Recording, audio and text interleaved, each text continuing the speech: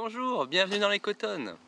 Encore une année de passée au potager, c'est le moment de se faire un petit bilan et puis de se remémorer le travail effectué. Allez, c'est parti.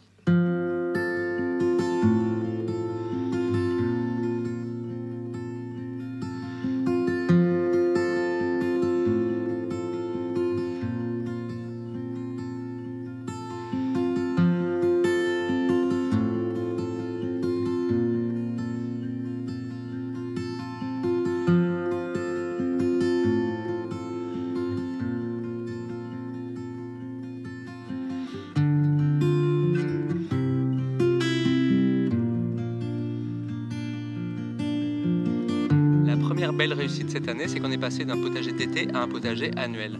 Et même si les récoltes en hiver et au printemps sont beaucoup plus petites pour l'instant, les cultures se sont enchaînées pendant toute l'année. Après l'été, les poireaux et les choux sont vite arrivés. Et puis les blettes, les betteraves, toujours là, et jusqu'à la fin de l'hiver, on a eu de petites récoltes. Au printemps, on aura des épinards, des salades, des radis, et puis ensuite des fèves, de l'ail et des échalotes avant de recommencer la production d'été.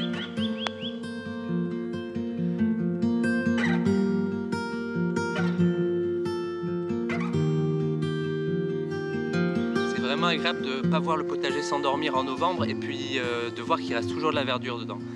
Par contre, ça complexifie beaucoup le plan des cultures. C'est pourquoi l'hiver dernier, on a commencé par faire un schéma précis de ce qu'on voulait planter, avec les quantités, en tenant compte des rotations et des enchaînements de cultures. Puis, à partir de ce schéma, on a préparé un planning des semis. On a essayé de mettre des cultures rapides au milieu des cultures qui prenaient davantage leur temps, des cultures grimpantes à côté des légumes racines, et puis des plantes esthétiques et hautes comme le tournesol ou l'amarante, au milieu des cultures plus productives et basses, qui peuvent couvrir le sol.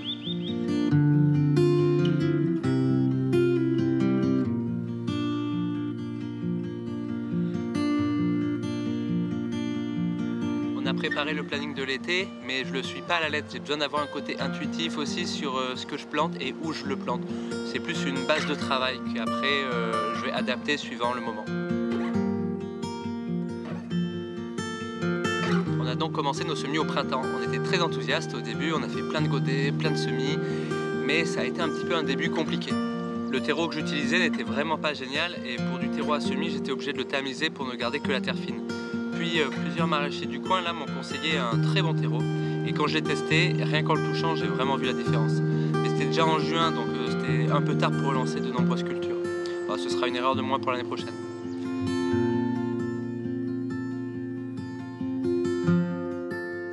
En plus des semis, certaines plantes sont revenues spontanément au potager, soit par les graines qui retombent naturellement au sol, soit parce que souvent je mets le compost de cuisine directement au potager.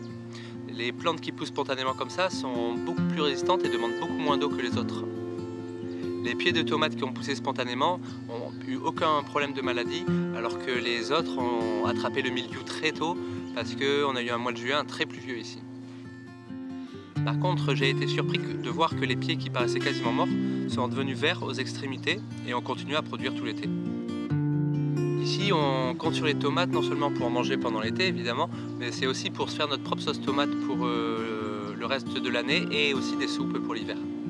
Pour le moment, on plante de nombreuses variétés différentes, mais l'idée n'est pas de continuer chaque année avec tous ces choix, c'est petit à petit de les sélectionner en gardant celles qui poussent le mieux avec notre terre, celles qui ont le meilleur goût, mais aussi celles que nous trouvons les plus belles et qui apportent encore des nouvelles couleurs dans le potager et dans nos salades. Alors pour savoir celle qu'on va garder, on a fait une dégustation de chaque variété. C'était vraiment un super moment très rigolo. Et l'héroïne du jour, tant pour sa beauté que son goût, a été la tomate Copia. Une fois que nous aurons choisi les variétés que nous garderons, on commencera à récupérer les graines qui nous intéressent pour développer des plants habitués à notre sol, au climat et puis aussi à notre façon de jardiner. C'est ce qu'on a déjà commencé à faire avec les laitues, les petits pois et les fèves. C'est 3 récoltes de graines super faciles et abondantes.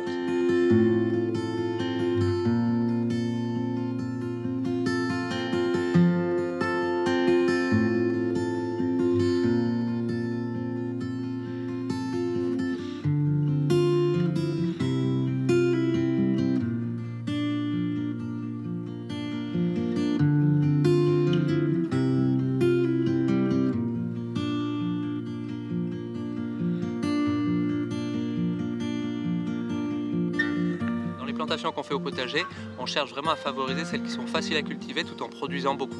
Alors évidemment, on a la pomme de terre, les bleds qui fournissent quasiment toute l'année, et encore plus facile le topinambour. Je n'ai absolument rien fait cette année, et les plus petits de l'année dernière que j'avais laissés en terre sont repartis au printemps. Pas un seul arrosage de toute la saison, et une super récolte cet automne et cet hiver. Au-delà de chercher à cultiver les variétés qui produisent beaucoup, chaque année on teste de nouvelles choses. Cette année ça a été le tour des poireaux, super légumes qu'on a récoltés de l'automne jusqu'au printemps. C'est vraiment un atout pour le potager d'hiver. Et enfin les poivrons et les aubergines. Et même si la récolte n'a pas été incroyable cette année, c'est une première année bien satisfaisante et encourageante quand même. Encore un pas de franchi pour développer la variété de nourriture dans notre recherche d'autonomie. Le plaisir incroyable lorsqu'on prépare le repas de se dire qu'on a besoin d'un poireau ou d'une betterave et d'aller directement le chercher au jardin.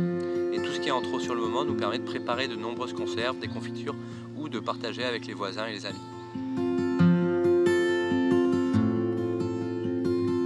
D'ailleurs, voilà aussi une nouveauté pour cette année. Nous avons commencé à faire nos propres confitures. On a fait des tests avec de nombreux fruits. La confiture à la mûre, aux prunes, à la figue, à l'abricot, à la tomate verte et plein de mélanges.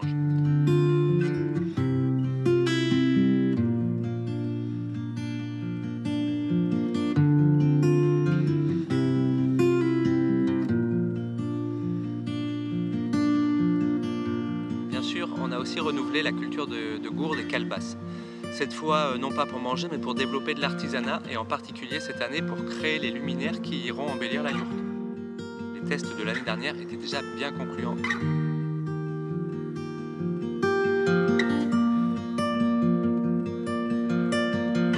Même si tout s'est très bien passé cette année, il faut quand même aussi parler des galères. Et la plus grosse cette année a été les limaces. Je mets absolument aucun produit dans le potager et je paille beaucoup. Et au printemps, les semis de haricots se sont tous fait dévorer dès qu'ils sortaient les premières feuilles. Cet automne, les choux ont eu aussi des problèmes et je passais certains soirs faire une chasse aux limaces et j'en attrapais facile 200 dans le potager. Et le lendemain, je revenais et il y en avait encore autant. Il faut vraiment que je finisse ma marque, j'aurai plus de crapauds et a priori du coup moins de limaces. Et malgré quelques difficultés, ça aurait quand même été une année très productive, surtout pour une deuxième année sur ce sol très argileux. Le potager nous aura un peu nourris au printemps, beaucoup cet été et cet automne. Et pour l'hiver qui arrive, la récolte des courges, qui est toujours très réjouissante, nous permet d'avoir un bon stock. Le seul inconvénient aux courges, c'est le stockage, car il nécessite vraiment pas mal de place. J'ai peut-être une idée qu'on va mettre en place cette année, mais encore une affaire à suivre. Mais sinon, culture facile, production abondante, génial. Au final, on s'occupe d'environ 70 mètres carrés de planches de culture. L'arrosage peut vite devenir assez fastidieux quand le potager grandit, surtout en le faisant à la main. Alors heureusement, on met une grosse couche de paillage sur les plantations, et plus ça va, plus j'en mets.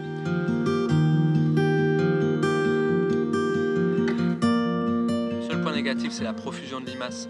Mais en contrepartie, il y améliore vraiment le sol, il ramène plein de vie avec des quantités de vers de terre par rapport à l'année dernière. Et puis surtout, il protège aussi énormément de la chaleur, du froid et des fortes pluies, sans parler que j'ai plus de désherbage à faire. Grâce à lui, j'ai pu faire qu'un arrosage tous les 10 jours environ cet été, et même en période de sécheresse, les plantes n'ont pas montré de signes de faiblesse. Par contre, pour ne pas y passer trop de temps quand je dois le faire, j'ai découpé le potager en plusieurs zones, et chaque soir, j'arrose une zone différente.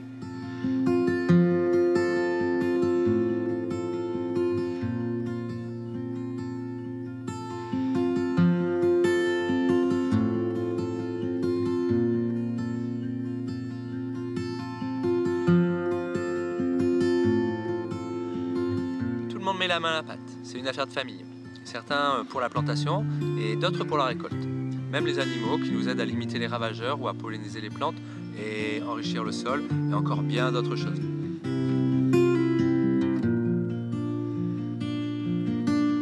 On a également construit une zone de culture en dehors du potager. Cette fois-ci, j'ai voulu changer le look des planches et plutôt qu'utiliser encore du bois, on a fait les bordures en pierre. C'est plus fatigant à mettre en place, mais c'est vachement joli et surtout ça tiendra beaucoup mieux dans le temps.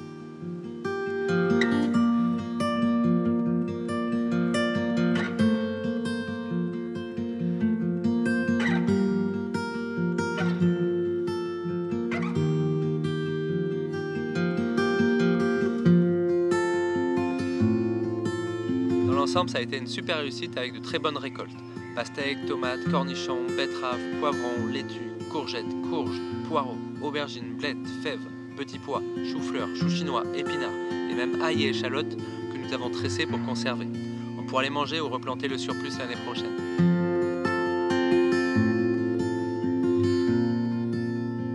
On a encore une fois vraiment content de la production que l'on aura eue cet été, ou plutôt cette année. C'est toujours autant incroyable à nos yeux de planter une toute petite graine et de voir ensuite la récolte que l'on obtient. Et c'est également passionnant de voir les réussites et les échecs et d'essayer de comprendre pourquoi, les comment, les fonctionnements et de chercher petit à petit à obtenir une récolte de nourriture de plus en plus abondante avec de moins en moins d'efforts.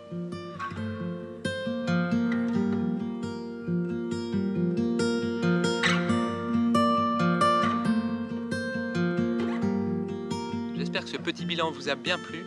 On avait beaucoup ralenti les vidéos l'année dernière, on va essayer de reprendre beaucoup plus régulièrement cette année avec plein d'idées là en tête. On verra bien ce qui se passera et en attendant, à très bientôt.